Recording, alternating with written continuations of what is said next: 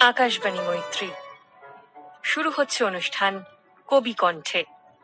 আজকের অতিথি কবি কল্লোল বন্দ্যোপাধ্যায়, তার সঙ্গে আলাপচারিতায় তনয়া বিশ্বাস, অনুষ্ঠান সম্পাদনায় শর্মিষ্ঠা নন্দী।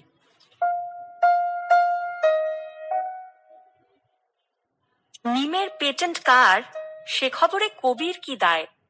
তাম্রবর্ণ কচি নিম পাতা একগুচ্ছি যদি মিলে যায়, বেগুন নিমের কাব্যে বসন্ত বিদায়। ঝুড়ির আনাজগুলি নাড়েচাড়ে গৃহিণীর হাত, লাবণ্যে ঢলঢলে শিম, বিট খুকিটির রাঙা মুখে টোল, অসময়ে শীর্ণ পটল হাই তোলে। কে যাবে ঝোলে? ভাবতে ভাবতে বেলা যায়, ওথলায় তিজেলের ভাত। কবিতার নাম নিম পাতা, লিখেছেন কবি কল্লোল বন্দ্যোপাধ্যায়। আজ কবি কণ্ঠে অনুষ্ঠানে তিনিই আমাদের অতিথি। প্রথমেই স্বাগত জানাই তাকে। একই সঙ্গে আপনাকে জানাই নববর্ষের শুভেচ্ছা।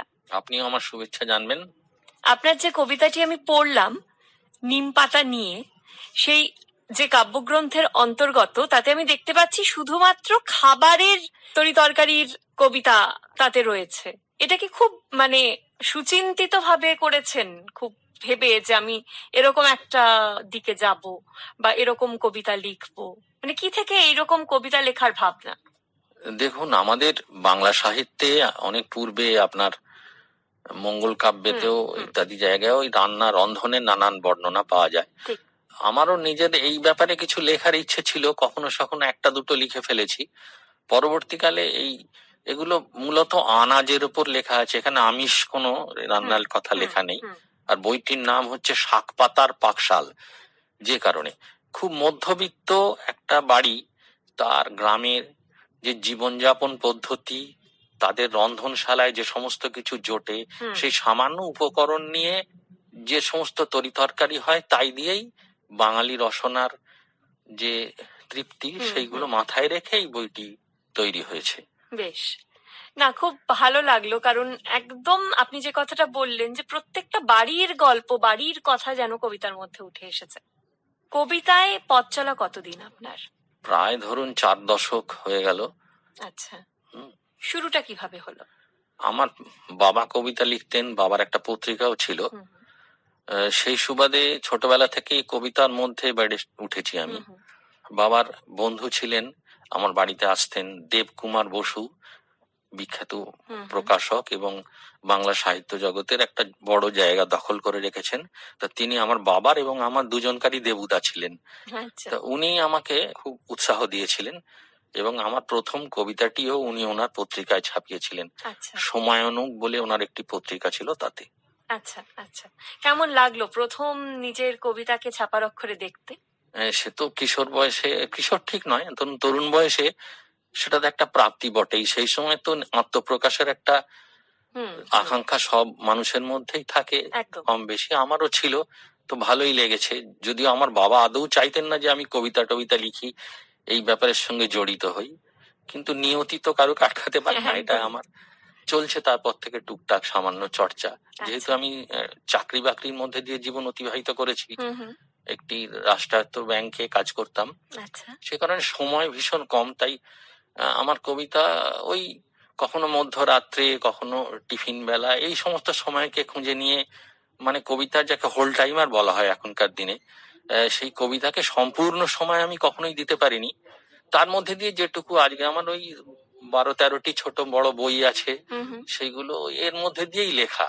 আচ্ছা, এই যে ব্যাংকে কাজ করতেন আপনি বললেন, তো একদমই তো প্রায় বলা যায় পেশাগত বৈপরীত্য, সারাদিন সেই হিসেব নিকেশের মধ্যে থাকা, লেনদেনের মধ্যে থাকা, তার থেকে তো অনেকটা দূরে এবং অনেকটা উল্টো পিঠে হচ্ছে কবিতা, যার সঙ্গে আর যাই হোক হিসেব নিকেশ বা লেনদেনের কোনো যোগ নেই। তো কিভাবে ব্যালেন্স করলেন? এটা ধরুন, তো আমার একটা মুক্তির জায়গা ছিল, একটা জানলা ছিল কবিতা লেখাটা। এইটা মানুষের কাছে ছড়িয়ে দেওয়া যতটা না হোক, নিজের জন্য অনেকটা প্রয়োজন ছিল। আর আমাদের কাজ যে ধরনের মনোটোনাস ছিল, এবং কখনো কখনো গ্রামেও চলে যেতে হয়েছে প্রত্যন্ত, সেই সব জায়গাগুলোতে কবিতা আমাকে বাঁচিয়ে রেখেছে, বেঁচে থাকার রসদ দিয়েছে। তা আমার ওই সমস্ত অভিজ্ঞতা থেকে অনেক সময় দু একটা কবিতাও উঠে এসেছে। আরেকটা কবিতা শুনে নি। কবিতার নাম পাখি। পাখি সে বুঝি স্থলের কেউ নয়, সুনিবিড় স্তব্ধ একটি অস্তিত্ব উড়ে যায়। জীবন সন্ধানী আলো ফেলে দেখে, বুঝে নিতে চায় পরিচয় কতটা গহন। না দেখা তারারা হাসে অন্তহীন দহনের ঘোরে। আমার ছাদের পাশে অচেনা ছাদেরা ভেসে এলে রাত্রির জঠর থেকে ভেসে আসে ছায়া।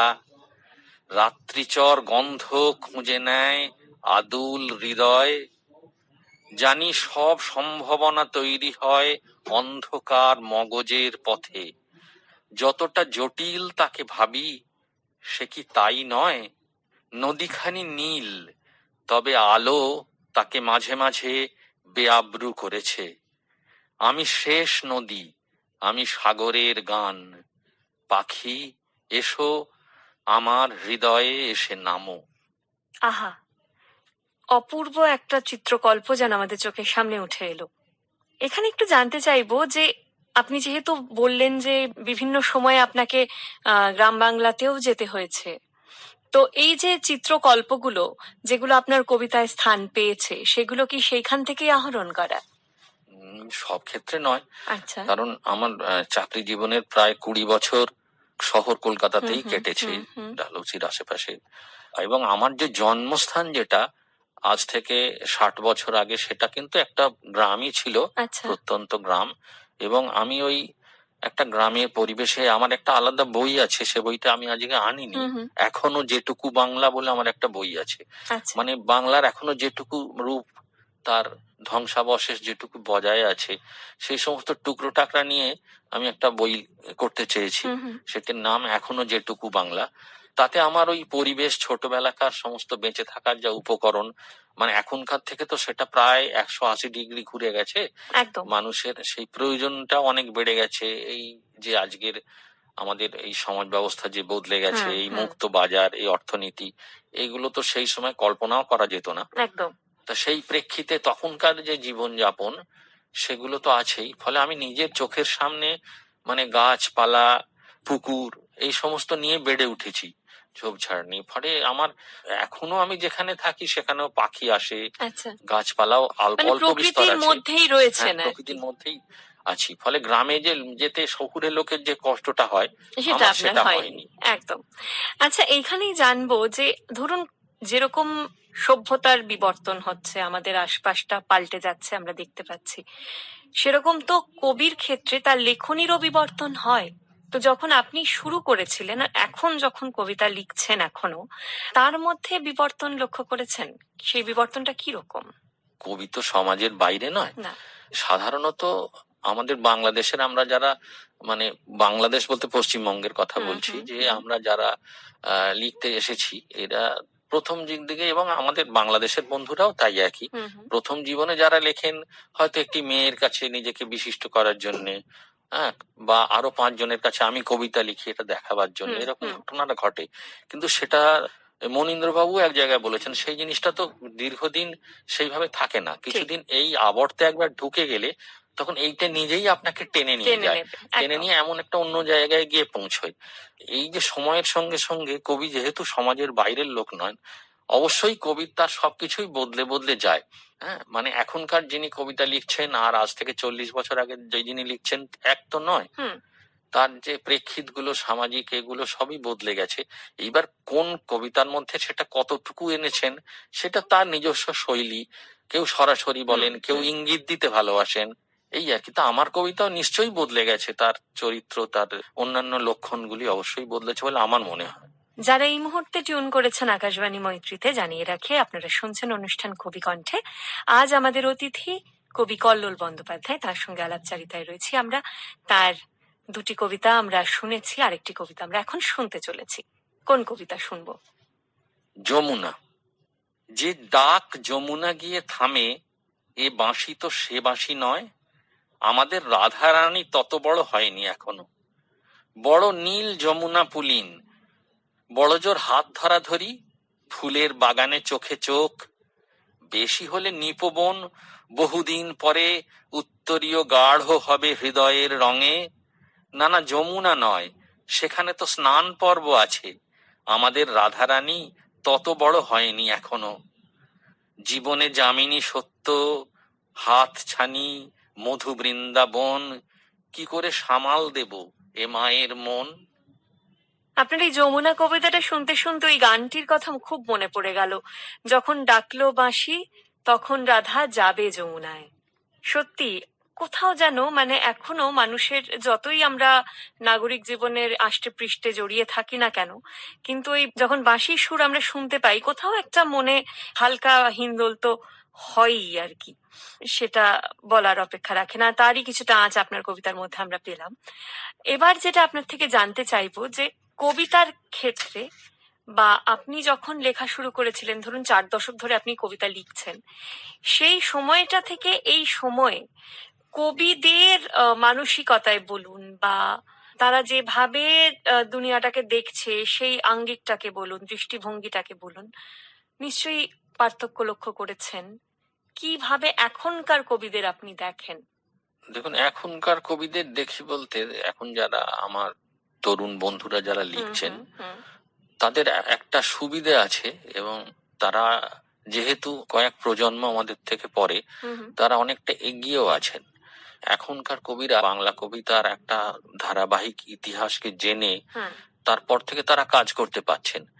আর আমরা যখন কবিতা লিখতে আসতাম, মানে আমাদের মতো বড় কবিদের কথা আমি বলছি না, কিন্তু সাধারণ লোকজন যারা আমার মতো লিখতে আসতেন, তাদের কাছে ওই যে উপকরণগুলো পাওয়া এখন যত সহজলভ্য হয়ে গেছে, সেগুলোও ছিল না। আমি যদি তখন ভাবতাম যে আমি হয়তো মনীন্দ্র গুপ্তকে পড়বো কি আলোক সরকারকে পড়বো, সেটা জোগাড় করা আমার পক্ষে কিন্তু বেশ কঠিন হয়ে পড়তো। হ্যাঁ, এবং আর একটা ব্যাপার ছিল তখন, মানে পত্রিকা টত্রিকার সংখ্যাও কম ছিল, আর লেখা প্রকাশ করার ব্যাপারটাও খুব অনেক বেশি জটিল ছিল। এখন তো ধরুন প্রকাশ করার ক্ষেত্রে সোশ্যাল মিডিয়া একটা বিরাট ভূমিকা পালন করছে। আগে বেশিরভাগ হতো কি যে কিছু ছেলে একসঙ্গে মিশে একটা হয়তো লিটল ম্যাগাজিন শুরু করলো এইভাবে, কারণ বড় পত্রিকাগুলো তাদের সুযোগ সুবিধাও ছিল না। এখন কিন্তু আমার মনে হয় সেই জায়গাটা অনেকটা খুলে গেছে, এবং যেহেতু আপনার এই যে প্রিন্ট মিডিয়া, ছাপার ব্যাপারটা অনেক সহজ হয়ে গেছে। একটা বড় পত্রিকা যেরকম মানে ছাপতো, আর আগে আমরা যে লিটল ম্যাগাজিন করতাম, দুটোর মধ্যে অনেক তফাৎ ছিল। গ্রামের ওই ট্রেডল মেশিনে ছাপা, সেই বিরাট একটা ছিল। সেইটা কিন্তু এখন কিন্তু অনেকটাই বদলেছে। একই সুন্দর ঝকঝকে ছাপা, একটি বই প্রকাশ করতে গেলে একটি তরুণ কবিকে এখন অনেক কম কাঠখড় পোড়াতে হয়, যেটা আমরা ভাবতেই পারতাম না। আচ্ছা, কবিতা লেখার ক্ষেত্রে আপনার অনুপ্রেরণা, মানে যাদের কবিতা পড়ে হয়তো আপনি অনুপ্রাণিত হয়েছেন, বা বাড়ির থেকে কারোর অনুপ্রেরণা যদি আপনার মিলে থাকে, সবটা মিলে জানতে চাই। যেহেতু আমি কবিতার মধ্যে দিয়ে বড় হয়েছি, বাবার সুবাদে আমার বাড়িতে অনেক বইপত্র ছিল, আমি পড়তে পেয়েছি। কবিতার উপর একটা আলাদা টান যে কোনো কারণেই তৈরি হয়ে গেছে। আর ওই সময় শঙ্কর চট্টোপাধ্যায় বলে এক কবি ছিলেন, যিনি বর্তমানে প্রায় বিস্মৃত হয়ে গেছেন। তিনি সুনীল গাঙ্গুলি, শক্তি চট্টোপাধ্যায় এনাদের বন্ধু বান্ধব সমসাময়িক ছিলেন। ওনার একটি বিখ্যাত বই ছিল কেন জন্ম কেন নির্যাতন। ওনার দ্বারা খানিকটা প্রভাবিত হয়েছিলাম সেই সময়, 1 নম্বর। 2 নম্বরে 60-এর দশকে যে অনেক কবি আমার বাড়িতে আসতেন, রবিন সুর, এই ধরনের অনেকের, বা আমার চাকরি সূত্রে আমি পেয়েছিলাম আনন্দ ঘোষ হাজরা, এনাদের সান্নিধ্য পেয়েছি। এনাদের কাছ থেকে কবিতা লেখার, বিশেষ করে রবিন সুর আমাকে খুব মানে উদ্বুদ্ধ করতেন, আলাদা করে চিঠি দিতেন, এইগুলো পেয়েছি। আরেকটা কবিতা শুনবো, কবিতার নাম এই ইহকাল। লিখিব অনন্ত জল, লিখব সে মজ্জমান আলোটির কথা। খুঁজে খুঁজে কথা আমি বেদখল হয়ে পড়ি শেষে। নিজের খেয়ালে দেখি চলেছে কলম, মুদ্রিত পাতায় পাতায় তেঁতুলের সন্ধ্যাটি নামিল। ঘোলা জল মরে যাওয়া নদীটিকে আঁকে পুনর্বার। এইভাবে লুপ্ত সব স্বপ্নের উদ্ধার ক্রমে ক্রমে হবে। তুমিও জাঁতিটি নিয়ে পিঁড়িতে বসেছ রৌদ্রে, ভিজে চুল ছেড়ে দিয়ে পিঠে। সুপুরীর মতো ধীরে কেটে যাক এই ইহকাল। বাহ, খুব গভীর একটা চিন্তা ভাবনা এই ইহকালকে নিয়েই। আচ্ছা, আপনি যখন বলছিলেন যে এক একটা সময়ে এরকম এসেছে যখন আপনি মুহ্যমান হয়ে পড়েন, তো রাইটার্স ব্লক আপনার হয়েছে যখন লেখা আপনার কাছে ধরা দেয়নি?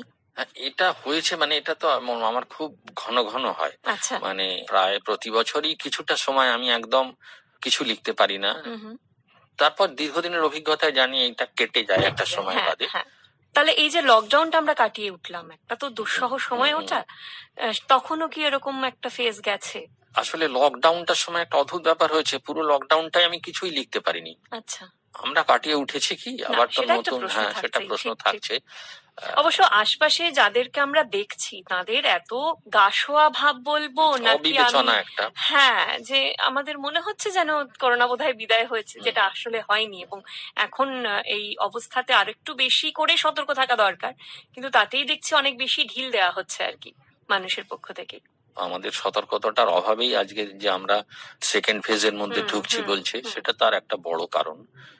যারা নতুন কবিতা নিয়ে চর্চা করা শুরু করছেন, আপনি যেহেতু দীর্ঘদিন কবিতার সঙ্গে একটা আপনার যাপন রয়েছে, তাদেরকে আপনি কি বলবেন, বিশেষ করে এই অবস্থায় দাঁড়িয়ে? কোনো কবিকে বলার মতো ব্যাপারটা থাকে না। কবিতা এমন একটা স্বতঃস্ফূর্ত ব্যাপার, আমি যেটা মনে করি, যে কোনো নীতি কথা অথবা কোনো মতবাদ এর উপর চাপিয়ে দেওয়া যায় না। কবিতা, আমি ব্যক্তিগতভাবে যেটা বিশ্বাস করি, কবিতা হচ্ছে একজন কবি নিজেকে অনুবাদ করেন। হ্যাঁ, সেটা তার সেই অনুবাদরা যখন বিশ্বজনীন হয়ে যায়, আরো 5 জন মানুষ তার অংশীদার হয়ে পড়েন, নিজের সঙ্গে মেলাতে পারেন, আমার মনে হয় সেখানেই কবিতাটার সার্থকতা। তা একটা যেটা ব্যাপার, যে এই সময়ে তো কবিতা লেখা, কবিতা পড়ার লোকের সংখ্যা কমে আসছে ক্রমশ, খুব স্বাভাবিক। যে কারণে আর আমরা বাঙালিরা তো বাংলা ভাষাকে সবচেয়ে অবজ্ঞা করা শুরু করে দিয়েছি। সেই যে দুঃসময়টা, আজকে আমরা যখন মানে নিজের মানে মাতৃভাষা, যেটা আজ পৃথিবীর একটা অন্যতম প্রধান ভাষা এবং যেটাকে সবচেয়ে মিষ্ট ভাষা বলে তার স্বীকৃতিও রয়েছে একটা, সেটা আমরা মানে এত একটা কি বলবো, একটা বলিষ্ঠ ভাষাকে আমরা নিজেরাই অপমান করছি নিজেদের মাকে। সেই যে জায়গাটা, সেইটা থেকে তো বেরিয়ে আসার জন্য যদি আরো মানে যারা তরুণ তারা কবিতাতে আসেন, আমাদের মতো মিডিওকার লোকেদের থেকে যদি আরো যারা প্রতিভা সম্পন্ন তরুণ তারা আসেন, তাহলে বাংলা কবিতার উন্নতি হবে। হ্যাঁ, বাংলা কবিতা আরো বেঁচে থাকবে, অন্য জায়গায় গিয়ে পৌঁছবে, একটা বিশ্ব কবিতার পাশাপাশি নিজেকে স্থাপন করতে পারবে, এবং অনেক ক্ষেত্রে তার কিছু সম্ভাবনা দেখাও যাচ্ছে। আমি আলাদা করে নাম করছি না কারুর, এই ব্যাপারে আমি আশাবাদী। বেশ। কল্লোল বাবুর কবিতা শুনতে শুনতে, তার সঙ্গে কথা বলতে বলতে কখন যে সময় উড়ে চলে গেল সেটা আমরা বুঝতেও পারলাম না। দেখতে দেখতে একদম শেষ প্রান্তে পৌঁছে গেছি, কিন্তু কবির কাছ থেকে একটা কবিতা না শুনে আমরা অবশ্যই তাকে বিদায় জানাবো না। শেষ কবিতা। কোনো কোনো দিন শব্দ খুব অনুগত হয়ে পড়ে, গাঁথো, ভাঙো, চোরো, দু একটা দাঁত তুলে দাও, মাতালের বউয়ের মতো অনুগত, চোখ তুলে তাকাবে না পর্যন্ত, আদর করো, দু একটাকে ঘষে ঘষে সোনার মতো ঝকঝকে করে নাও, কেউ কিচ্ছু বলবে না। যেদিন বিগড়ে যাবে, আগুন ছিটকে আসবে গ্রানাইট দেওয়াল থেকে, ছেনির ঘা ফিরিয়ে দেবে বারবার, তখন তাকে দিয়ে এক লাইনও বলাও দেখি। অনেক ধন্যবাদ কল্লোল বাবু আপনাকে, আমাদেরকে সময় দেওয়ার জন্য, আপনার এই কবিতাগুলো আমাদের শ্রোতাদের সঙ্গে ভাগ করে নেওয়ার জন্য। আশা করছি যে আগামী দিনেও আপনাকে আমরা এইভাবেই আমাদের পাশে পাবো। অনেক ধন্যবাদ আপনাকে।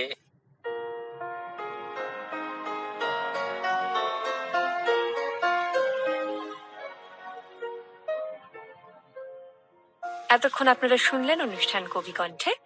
আজ আমাদের অতিথি ছিলেন কবি কল্লোল বন্দ্যোপাধ্যায়, তার সঙ্গে আলাপচারিতায় তনয়া বিশ্বাস, অনুষ্ঠান সম্পাদনায়